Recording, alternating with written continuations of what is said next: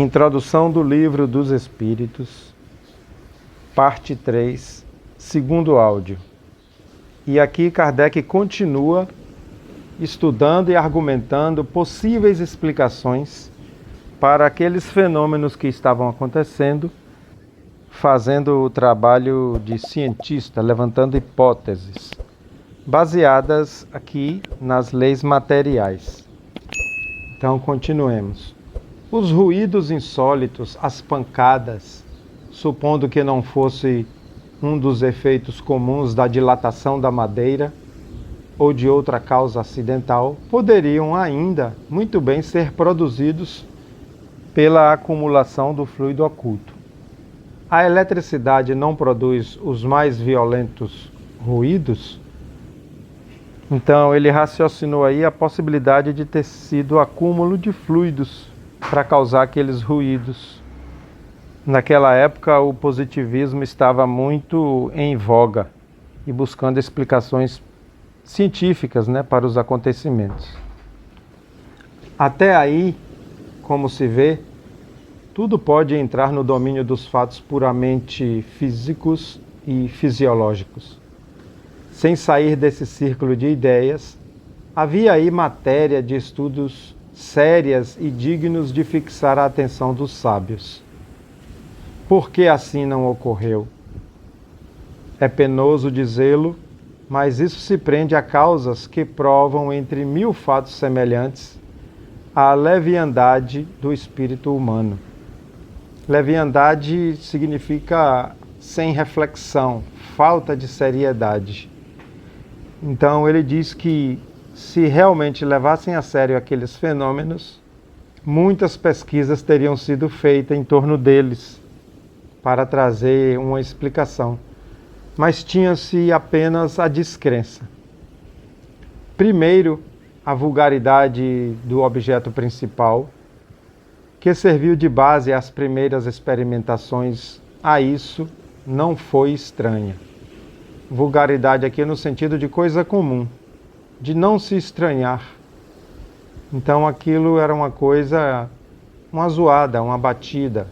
Não se importaram com esses ruídos. A dilatação dos materiais fazem sempre ruídos. Quem já morou em casa com forro de madeira já deve ter ouvido quando o sol está quente, quando esfria. Que influência uma palavra frequentemente tem tido sobre as coisas mais sérias, sem considerar que o movimento poderia ser imprimido a um objeto qualquer, a ideia das mesas prevaleceu sem dúvida, porque esse era o objeto mais cômodo e se assenta mais naturalmente ao redor de uma mesa que ao redor de outro móvel. Então, aqui ele está dando a ideia por que os fenômenos se pronunciaram mais com a mesa, com a mesinha. Tem até a possibilidade de ter sido uma escolha dos próprios espíritos da codificação, para aguçar a curiosidade, para chamar a atenção. Ora, os homens superiores são, algumas vezes, tão pueris que não seria nada impossível que certos espíritos de elite tenham acreditado abaixo deles se ocupar daquilo que se tinha convencionado chamar a dança das mesas. Então aqui quando ele fala os homens superiores, espíritos de elite, é em tom de crítica, dizendo que naquela época essas pessoas estavam achando que isso era uma coisa inferior, abaixo deles, se preocupar com a bobagem dessa dança das mesas. É mesmo provável que, se o fenômeno observado por Galvani o tivesse sido por homens vulgares aqui no sentido de homens comuns, e ficasse caracterizado por um nome burlesco, estaria ainda relegado ao lado da varinha mágica. Nome burlesco seria um nome cômico, um nome de zombaria, como eles achavam que era dança das mesas. Então, falando aqui desse fenômeno observado por Galvani, na época foi chamado de dança das rãs. Luigi Galvani, um italiano que fez a pesquisa no campo da eletrofisiologia. ele descobriu que os músculos e células nervosos produzem eletricidade. E ele descobriu isso fazendo uma pesquisa com as rãs. Ele tocou no nervo ciático de uma rã morta, que estava ali na mesa de pesquisa dele, e percebeu que tinha uma contração muscular. Interessante que esse toque no nervo ciático foi meio que acidental. Então, quando ele percebeu que a rã morta tinha um reflexo nos músculos, ele passou a pesquisar. E Kardec usou isso como exemplo. Se na época tivessem ridicularizado essa descoberta dele, não teria ele dado início a essa ciência da eletrofisiologia. Retomando a leitura, qual é, com efeito, o sábio que não teria acreditado transigir em se ocupando da dança das rãs? Então ele estava dizendo que não se pode ridicularizar as coisas sem conhecê-las. Assim como a dança das rãs foi muito importante para a ciência, a dança das mesas foi muito importante para a revelação dos espíritos.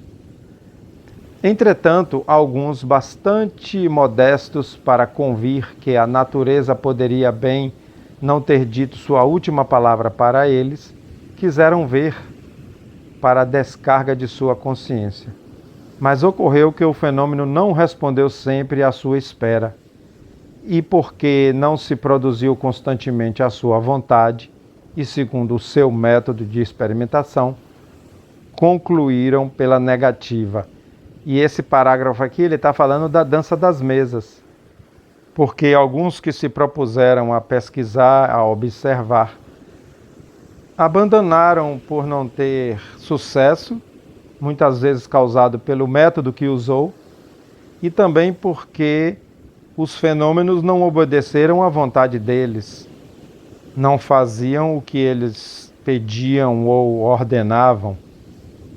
Diremos mais, é que os fatos se multiplicaram de tal forma que têm hoje direito de cidadania, que não se trata mais senão de lhes encontrar uma explicação racional. Aqui ele está querendo dizer que os fatos aconteceram tanto que não se trata mais de buscar uma explicação racional. Eles existem e é uma realidade.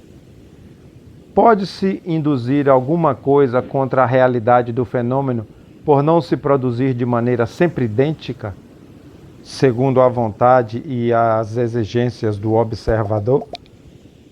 Então ele fecha esse raciocínio dizendo que não se pode desprezar um fenômeno porque ele não se produziu sempre da mesma forma, Vamos imaginar aqui que um dia se descobriu que a água entra em ebulição a 100 graus centígrados.